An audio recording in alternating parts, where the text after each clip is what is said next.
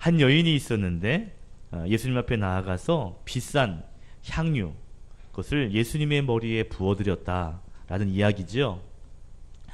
이 이야기는 요한복음 12장에도 기록되어 있는데 이 여인의 이름은 나사로의 누이였던 마리아다라고 말하고 있습니다. 그러니까 마리아가 지금 오늘날로 말하면 향수 한 병을 가져다가 예수님 머리에 부어드렸다는 것이죠. 요한복음에 보면 그 향유를 부은 것 때문에 그 방에 향기가 가득했다라고 말하고 있습니다. 여자들 향수 좋아하시잖아요. 별로 안 좋아하세요? 좋은 향기 나는 향유를 옥합에 담았답니다. 옥합은 옥으로 만든 작은 병입니다.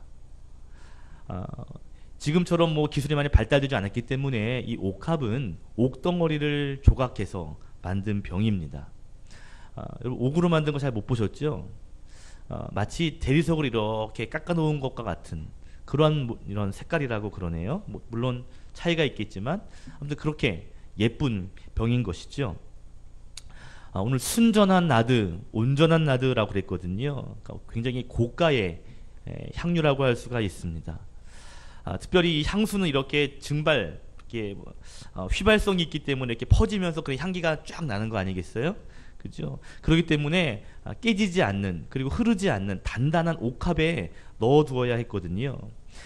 요한복음에 보면 그 양이 한 나드, 한 근이라고 그랬어요. 한 근. 이걸 구람으로 따지면, 그램으로 하면 320g쯤 됩니다. 320g 잘 모르겠죠? 소주병이 360g이니까 소주병보다는 좀 작은 병이에요. 비유가 적절하지 않은가 봐요. 근데 여러분 향수 보통 보시면 굉장히 작거든요. 그런데 소주병 정도 327g이니까 굉장히 큰 병임을 알 수가 있습니다. 온전한 나드 꽤 비싸거든요. 거기에 양도 꽤 많으니까 가격이 상당했을 겁니다.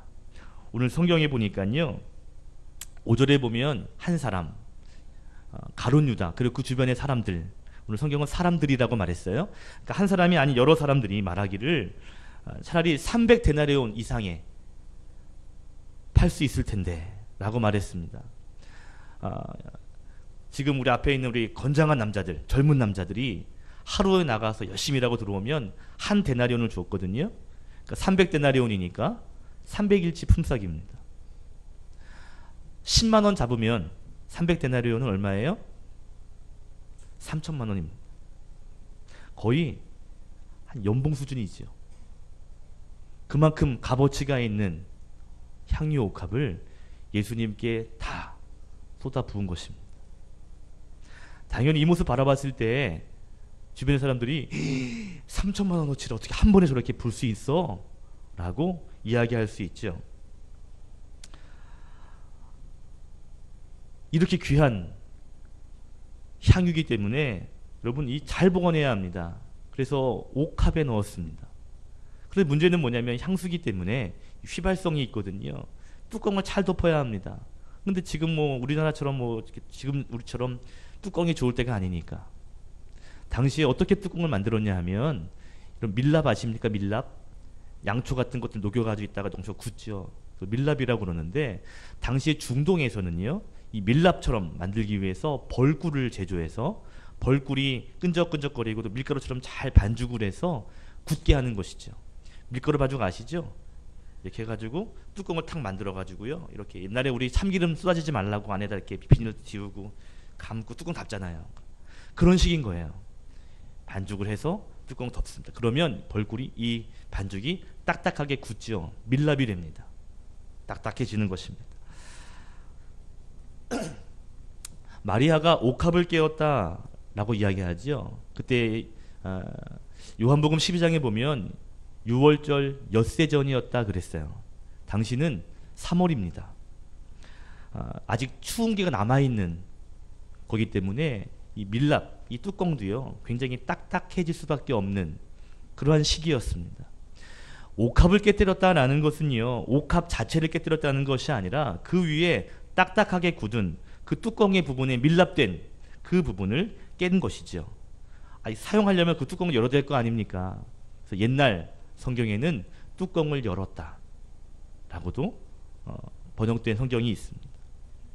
그러니까 향유를 붓기 위해서 뚜껑을 깨뜨린 것입니다. 자, 문제는요, 뚜껑을 깼냐 안 깼냐에 중요한 것이 아니라 3천만 원을 호가하는 이 향유를 예수님께 단번에 부어드렸다는 것입니다. 이것을 본 사람들의 반응이 5절에 보니까 마리아를 책망했다 그랬습니다. 야, 이 녀석아, 어떻게 이럴 수 있어? 야단쳤다는 것이죠. 4절에 보면 어찌하여서 이 향유를 허비하느냐, 낭비하느냐라고 말합니다. 그러니까 지금 어떤 상황이냐면요, 마리아가 이 향유를 부어드렸을 때 주변의 사람들은 저렇게 귀한 거를 한 번에 저렇게 하다니 미쳤어 이런 반응이었다는 거예요. 예수님 반응은 뭐였죠? 잘했다, 네가 내게 좋은 일을 했다 라고 하면서 9절에는요 어떻게 칭찬하냐면 나의 복음이 전파되는 곳에 이 여자의 행한 일도 함께 전해지리라, 기억되리라 라고 하실 정도로 오늘 이 마리아의 이 헌신을 예수님께서 기뻐하셨습니다. 정리해보면 이런 거죠. 마리아가 향유를 부었잖아요. 예수님 옆에 향유를 붓는 사람이 있었어요. 단번에 그 귀한 것을. 또 그 옆에는 그것을 가리키면서 책망하는 사람이 있었습니다. 허비라고 말하는 사람들도 있었습니다. 낭비라고 생각했습니다. 그렇다면 이런 핵심적인 질문을 해봐야 합니다. 왜 마리아는 헌신하는데 남들은 허비라고 생각하는가? 더 솔직하게 질문하면 이겁니다. 어떻게 마리아는 이렇게 엄청난 헌신을 드릴 수 있었는가? 3천만 원이 되는 이것을 주님께 부어드릴 수가 있었는가? 혹시 이제 뚜껑을 깼어요. 그리고 드리려다가 발에 걸렸어. 그래가지고 콸콸콸 쏟아졌을까요? 누가 뒤에서 밀어가지고 잘못해서 실수해서 그것을 예수님께 쏟아 부은 것입니까? 오늘 성경의 정황으로 보면 실수가 아닙니다. 어떻게 마리아는 남들이 볼 때 낭비처럼 보일 수 있는 이러한 향유를 주님께 부어드렸던 걸까요? 여러분, 이 이야기가 마리아의 이야기로 끝나지 않습니다. 우리들도 그럴 수 있습니다. 하나님께 드리는 일, 헌신하는 일, 기도하는 일이 뭐 그 정도까지 해 라고 말할 수 있습니다.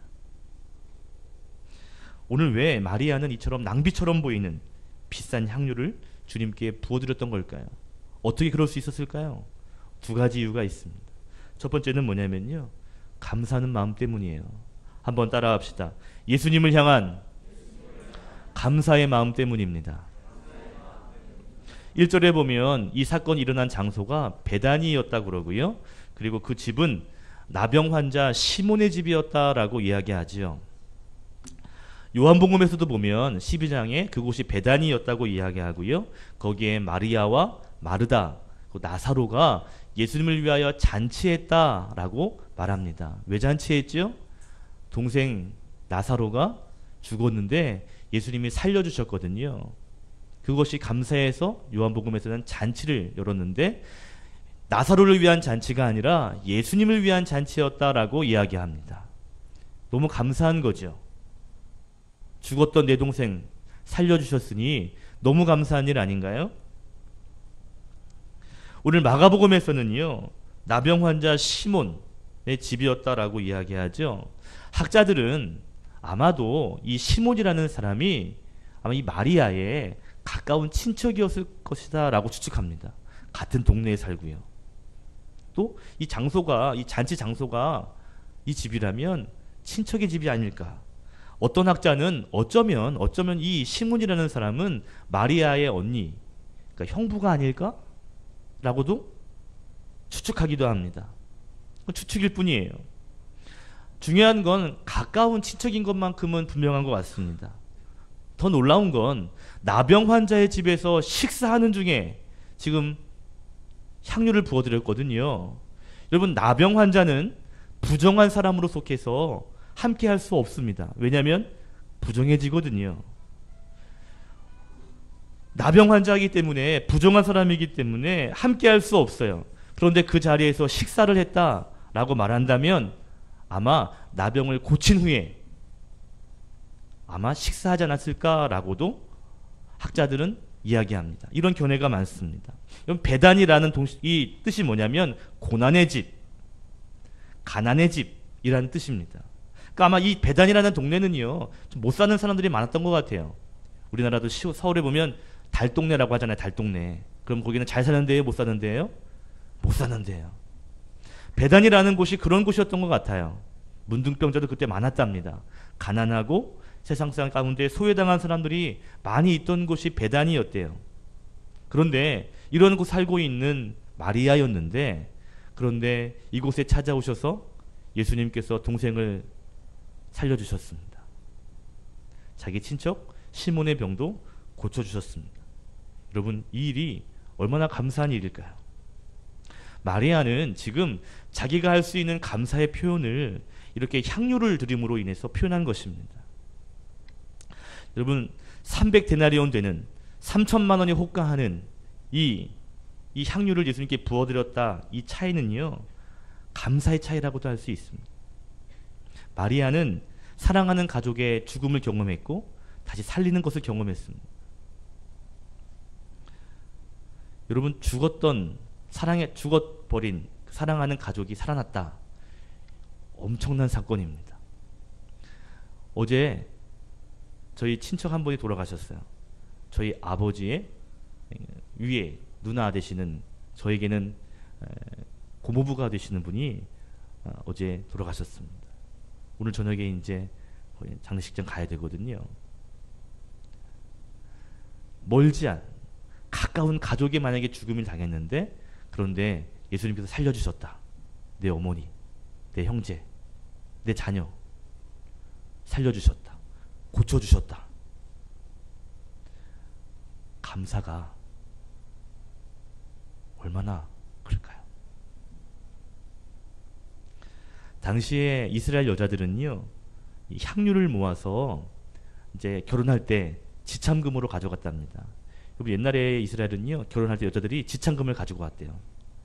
지금 여자들은 진짜 행복한 줄 아십시오. 지참금을 가지고 가서 그 가족에게 줘야 됐다니까요. 근데 지참금을 어떻게 주겠어요? 그러니까 이때 특별하게 향유를 모아다가 결혼할 때부터 팔아요. 그것으로 지참금을 하는 일이 참 많았답니다. 마리아도 그랬겠죠. 결혼을 위해서 아마 향유를 모아뒀던 것 같습니다. 그런데 어느 날 이것을 예수님께 드린 거예요. 자신의 미래도 드린 겁니다. 삶을 드린 거죠. 어떻게 이럴 수 있었죠? 감사하기 때문이에요. 여러분, 신앙은요, 감사와 관련이 있습니다. 이상합니다. 감사가 크면 신앙생활도 행복해집니다. 감사가 작아지죠? 그럼 신앙생활도 힘들어집니다. 참 신기해요. 계산하게 됩니다. 감사가 많아지면요, 계산이 되지 않아요. 더 드리고 싶고 더 하고 싶어집니다. 그런데 감사가 떨어지죠? 그러면 신기합니다. 만사가 다 싫어지고 헌금도 가까워지고 계산하게 됩니다. 마리아와 오늘 가룟 유다의 차이가 뭘까요? 오늘 요한복음에서는 이 사람이 가룟 유다였다고 이야기하거든요. 책망한 사람. 차이는 뭘까요? 감사의 차이입니다. 생각해 보면요, 감사거리가 많아지면요, 왜 이렇게 하나님께 드리고 싶어지죠? 왜 이렇게 봉사하고 싶어지죠? 감사거리가 줄어들면 왜 이렇게 아까워지죠? 여러분, 혹시 주변에 보시면 헌금을 많이 하시는 분이 계실 겁니다. 그분들은 아마 돈 쓸 일이 많이 없어가지고 아마 그렇게 헌금하시는 것 같습니다. 11조를 정직하게 하시는 분들이 계십니다.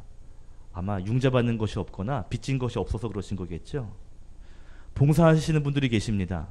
아마 집이 바로 교회 옆이거나 아니면 낮에도 일할 것이 없어가지고 교회 와서 봉사하는 게 제일 좋거나 시간이 많거나 남아 돌거나 이래서 그런 거 아닙니까? 헌금하는 거 돈이 좀 주머니가 남아가지고 하는 거 아닙니까? 아니죠. 절대 아닙니다. 하나님께 11조를 드리고 하나님께 감사임을 드리고 하나님께 봉사하고 헌신하는 그 이유는요, 감사하기 때문입니다. 마리아도 그렇습니다. 예수님이 주신 그 은혜가 감사하기 때문에 300데나리온의 적은 돈이 아닌 그 향유를 주님께 온전히 다 드릴 수가 있었던 것입니다. 감사가 크기 때문에 그만큼 헌신한 것입니다. 여러분, 신앙생활을 보다 잘할 수 있는, 보다 깊이 할 수 있기를 원한다면 여러분, 감사의 눈을 열어야 합니다. 신앙은요, 감사로부터 출발합니다. 존 칼빈이라는 장로교의 대표가 되는 신학자는요, 이런 얘기를 했어요. 믿음, 소망, 사랑, 이 가운데 그 다음에 또 하나의 것을 넣어야 한다면 나는 감사를 넣고 싶다 라고 이야기했습니다. 감사가 그만큼 중요합니다. 신앙생활은요, 예수 그리스도가 나를 위해 죽으셨다, 나는 구원받았다, 난 천국 백성이 되었다, 난 영원한 천국에서 행복한 삶을 살게 된다라고 하는 것에서부터 출발하는 감사로 시작하는 것입니다. 지옥에 가야 될 내가 천국 가게 됐다, 하나님의 자녀가 되었다라는 그 감사로부터 출발하는 것이 신앙생활입니다. 여러분, 감사를 하기 위한 특효 약을 팔게요. 제가 약장사 좀 해야 되겠습니다. 감사를 하기 위한 약이 있어요. 그 약이 뭔지 아십니까? 만약입니다. 만약. 영어로 해볼까요? if. 되게 없어 보이네요. 여러분, 만약을 한번 생각해 보세요. 오늘 대표하시는 분이 이런 기도를 했습니다. 4월 16일에 우리가 큰 아픔이 있었던 세월호의 사건을 이야기해 기도했죠. 위로해달라. 여러분, 바로 옆 동네입니다. 안산이요. 만약에 내 자녀가 그런 일을 당했다면, 내 가족이 세월호 안에 있었다면 여러분, 이야기는요 완전 달라집니다. 오늘 아침에 간암으로 투병하시는 김장래 집사의 부친이 왔습니다. 내 가족이 곧 죽을 수 있다라는 이 생각은요, 고칠 수만 있다면, 하나님 치료해 주신다면 얼마나 감사할까. 눈물이 축축, 눈가가 축축하게 젖어요. 만약을 한번 생각해 보십시오. 만약. 그러면요, 감사가 생깁니다. 나쁜 만약도 있지만 좋은 만약도 있을 거 아니에요. 그렇죠? 만약을 한번 생각해 보세요. 얼마나 감사한지. 한 여집사님이 중학교 동창 모임을 가졌대요. 여학교 동창회생이었습니다. 만났는데 진짜 그때는 별 볼 일 없는 그러한 친구였대요. 얼굴도 못생기고 자기보다 인기도 없고 공부도 못하고 다 자기보다 별로였대요. 그런데 한 가지 잘한 것이 있대요. 남편을 잘 만났대요. 나왔는데요, 옛날에는 그냥 자기보다 못했었는데 동창회 나왔는데 아주 좋은 명품 옷을 입고요, 명품 백을 탁 메고요, 외제차를 탁 끌고 온 거야. 알고 보니까 서울 강남에 빌딩까지 있는 한 회사의 사장의 아내가 된 것입니다. 막 하고 뭐 자랑을 하고 뭐 이러고 하는데 얼마나 꼴보기 싫던지. 그리고 집에 왔는데요, 자기 남편이 라면 좀 끓여줘 이러는데 그냥 확 쥐어박고 싶더래요. 누구는 말이야, 남편 잘 만나가지고 말이야, 사모님 소리 듣는데 말이야, 라면을 끓여줘? 이 양반아? 이랬다는 거예요. 1년쯤 지났나요? 그 다음 동창회를 갔대요. 그렇게 명품으로 둘러싼 그 친구가 얼굴이 쭈글쭈글 죽을상이 돼서 왔습니다. 왜 그런가 얘기를 들어봤더니요, 이 남편이요 돈이 있고 뭐 하니까 허투루 산 거예요. 여자도 만나고 이렇게 된 거죠. 회사도 갑자기 부도 맞을 정도가 완전히 기울어진 회사가 되었습니다. 자칫 잘못하면 길거리 나앉게 생긴 정도로 굉장히 회사도 어려워졌답니다. 얼마나 속상하겠어요. 그래가지고 얼굴이 안 좋았다는 거예요. 그날 집에 들어왔는데 남편이 예뻐 보이더래요. 감사가 생기더라네요. 여러분, 가족이 아프거나 가족이 어려움 당한 일들 한번 생각해 보십시오. 아니, 내 주변에 아파하는 고난당하는 사람들의 이야기가 내 이야기로 한번 이야기라고 한번 가정해 보십시오. 만약 그 약을 한번 드셔보세요. 감사할 수 있습니다. 야, 이렇게 사는 것도 감사하다. 마리아처럼 감사한 일을 만나고 또 여러분의 환경 가운데에서 감사거리를 볼 수 있는, 그래서 주님을 위하여 헌신할 수 있는 믿음의 성도 되시기를 주님의 이름으로 축복합니다. 첫 번째, 마리아가 예수님께 그 고가의 향유를 부어드릴 수 있었던 이유가 감사와 관련이 있었다면, 두 번째는요, 믿음과 관련이 있습니다. 한번 따라합시다. 예수님을 향한 영적인 확신 때문입니다. 마리아가 예수님의 머리에 향유를 부었다. 마태복음 26장에 보면 이 이야기도 기록되어 있는데 거기에서도 머리에 부었다 그래요. 근데 요한복음에서는요, 12장에 보니까 예수님의 발에 부었답니다. 그리고 머리털로 그것을 닦아냈다라고 이야기합니다. 어떻게 된 걸까요? 아까 양이 굉장히 많다 그랬잖아요. 그렇죠? 종합해 보면 이러지 않았을까 싶어요. 머리에도 붓고 또 흘러내리는 것을 발에도 닦고. 여러분, 이스라엘의 문화에 향유는 굉장히 특별합니다. 특히 여자에게 있어서 향유는 더 특별한데요. 시집을 가게 되면 그 필수 품목으로 이 향유를 가져갑니다. 그리고 남편에게 향유를 한 방울 똑 떨어뜨려 드린답니다. 그게 의미가 있다네요. 시집 가가지고 남편에게 이 향유 한 방울을 딱 떨어뜨리는 이유가 있대요. 그래서 뭐냐면 나의 신랑은 오직 당신뿐입니다 라는 뜻이 있답니다. 당신 내 남편이에요. 오직 당신이 내 인생의 남편입니다 라고 해서 거기에 향유를 한 방울 똑 떨어뜨린다는 거예요. 또 남편은 아니지만 굉장히 귀한 손님이 왔을 때, 그때에도 이렇게 한 방울의 향유를 머리에 부은다고 합니다. 떨어뜨리는 거죠. 그런데요, 오늘 성경처럼 향유를 붓는 때가 있습니다. 딱 한 번 있대요. 보통 향유가 여러분 향수니까 여러분 여자 향수 이렇게 살짝 칙칙 이렇게 하잖아요. 향수를 막 이렇게 하지 않잖아요. 이 향유를 이렇게 부을 때가 있답니다. 한 번인데요. 언제냐면 남편이 죽었을 때 온몸에 그 남은 향유를 부은다고 해요. 오늘 마리아가 그 양 한 근, 거의 소주병만한 그 향유 전부를 예수님께 부어드렸죠. 머리에 부었더니 흘러내려서 발까지 흐르게 되었습니다. 예수님은 8절에 이렇게 말합니다. 그녀는 힘을 다하여 내 몸에 향유를 부어 내 장례를 미리 준비하였느니라. 내 장례를 미리 준비하였느니라. 온몸에 향유가 흐른 것입니다. 놓치지 말아야 할 단어는 힘을 다하여 였다는 거죠. 예수님 보실 때 그녀의 이 행위가 힘을 다했다는 것입니다. 정성을 다했다는 것입니다. 온 마음을 다했다는 것이죠. 여러분 상상해 보십시오. 향유를 붓고 흘러내리는 것을 다시 발을 닦아서 내 귀한 머리로 그 닦아내는 그 모습을 보십시오. 정성과 마음을 다해서 예수님을 섬긴 것입니다. 이런 행위는요, 믿음과 관련이 있습니다. 여러분, 요한복음에 보면 12장이 이 향유 옥합의 사건이 기록되어 있는데 그 바로 위에 한 절만 올라가시면 11장 57절에 보면 당시의 상황을 아주 잘 묘사합니다. 57절에 보면 당시의 대제사장과 바리새인들이 누구든지 예수님 계신 곳을 알미고 신고하면 잡아라 라고 명령을 했습니다. 지금 분위기가 뭐냐면 예수님 잡아라, 어디든지 말만 하면 포상금 줄 테니까 신고해라 라는 것이 온 도시에 깔려 있었다 이 말이죠. 말씀드린 것처럼 이 베다니에 있었던 때는요, 6월절 엿새 전입니다. 십자가 사건이 얼마 남지 않았어요. 베다니 다음에 예루살렘으로 입성하십니다. 예수님을 죽이려고 하는 일들이 정말 눈앞에 펼쳐지고 있었습니다. 유대인들 사이에는요, 예수님을 신고하면 포상받는데 예수님을 대제사장들이 죽이려고 하는데 이런 얘기들이요 이미 깔려 있었다 이 말이에요.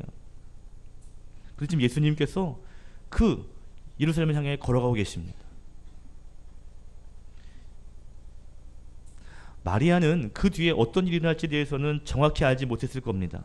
그러나 돌아가는 분위기는 심상치 않다는 것을 짐작했습니다. 그런데 놀라운 것은요, 그런 상황 가운데 마리아가 예수님을 향한 믿음이 있었습니다. 하나님의 아들이라고 하는 확신이 있었습니다. 어떻게 그럴 수 있었을까요? 기억나시나요? 예수님께 식사 대접할 때 그때 마르다는 뭐 했죠? 열심히 음식을 준비했죠. 마리아는 뭐 했어요? 탁 앉아가지고 발 아래에서 말씀을 들었습니다. 예수님 말씀이 뭐죠? 천국, 지옥, 내가 너희를 위해서 죽었고 죽을 것이고 나를 믿으면 산다, 영생한다, 내가 길이요 진리요 생명이다 라는 이야기를 늘 하셨습니다. 그 이야기를 마리아는 들었습니다. 그리고 그 예수님이 정말 죽은 내 동생까지 살리시는 것을 봤습니다. 수많은 병자를 고치는 것도 봤습니다.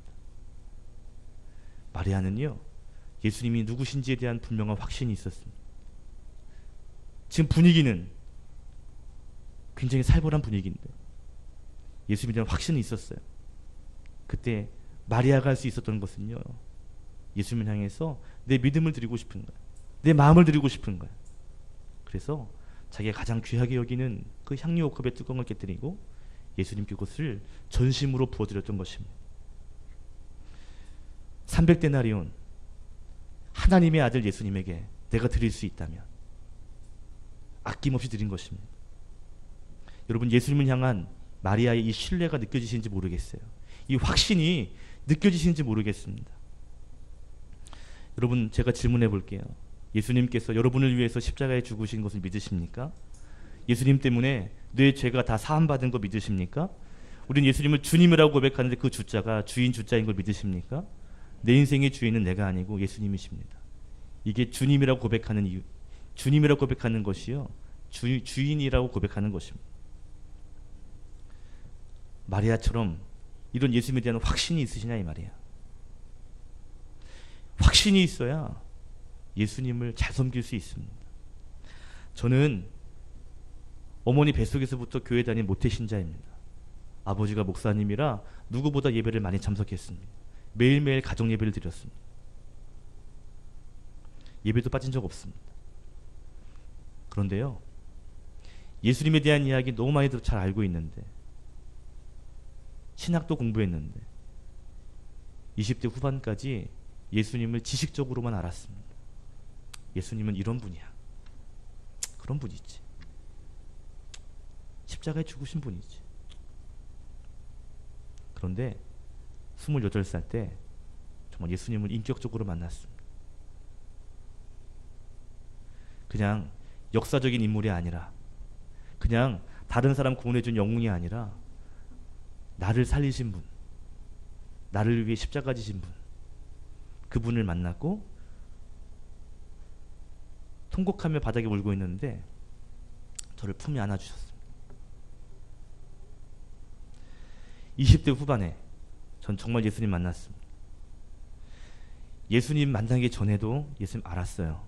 예배했습니다. 믿었습니다. 그런데 예수님을 직접 만난 이후에 확신은 그전과 비교할 수 없습니다.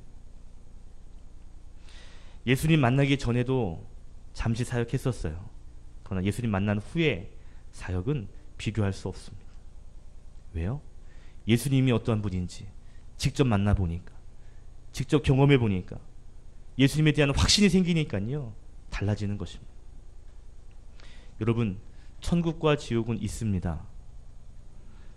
대충대충 신앙생활 하시다가 여러분 지옥 가시면 여러분 정말 너무 억울하지 않습니까? 예수님도 알고 예배도 했는데, 그런데 내가 지옥 간다는 생각하면 너무 억울한 일 아니에요? 천국에 대한 확신, 예수님에 대한 확신, 그 확신이요, 삶의 반응을 다르게 합니다. 사람을 바꾸게 되는 거죠. 태도를 바꾸게 되는 것입니다. 확신은요, 신앙을 바꾸게 되는 것입니다. 여러분, 마리아가 부자라서, 마리아가 착해서, 마리아가 대단해서 그래서 이런 것들을 헌신한 것이 아닙니다. 마리아가요, 진짜 예수님을 만나보니까, 그 예수님이 하나님의 아들이심이 믿어지니까, 확신되니까 가지고 있는 300데나리온 되는 이 향유도 그것에 비하면 아무것도 아닌 것이죠. 여러분, 확신이 이렇게 중요합니다.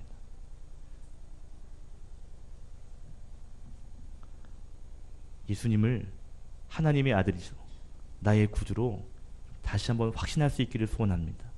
신앙생활을 아름답게 잘할 수 있는 비결은요, 예수님 만나고 확신하는 겁니다. 주님 내 안에 계시는구나. 나 정말 사랑하시는구나. 늘 나와 동행하시는구나. 그것이 확신될 때요, 너무 행복해지는 거예요. 아깝지 않은 것입니다. 아, 목사님 헌금 많이 하라고 하나 보다. 아니에요. 아, 목사님 봉사 많이 하라고 하나 보다. 아니에요. 진짜 중요한 건요, 여러분, 예수님을 제대로 만나시기를 원합니다. 예수님을 정말 확신해 보시는 거예요. 아, 진짜 예수님 계시네. 그냥 막연하게 아는 예수님이 아니라 정말 함께 사는, 만져지는 예수님, 실제 예수님을 한번 경험해 보시는 거예요. 그러면요, 신앙이 달라집니다. 오늘 마리아는요, 예수님께 감사했습니다. 그리고 예수님에 대한 확신이 있었습니다. 아, 그렇구나. 이분 예수님이시구나. 하나님의 아들이시구나. 그러니까 이것을 일을 할 수가 있었던 것이죠. 사랑하는 성도 여러분, 감사의 눈이 열리시기를 소망합니다. 사랑하는 성도 여러분, 믿음과 확신이 더 커지시기를 소원합니다. 예수님 만나셔서, 그래서 예수님을 위하여 헌신할 수 있는 믿음의 성도 될 수 있기를 주님의 이름으로 축복합니다.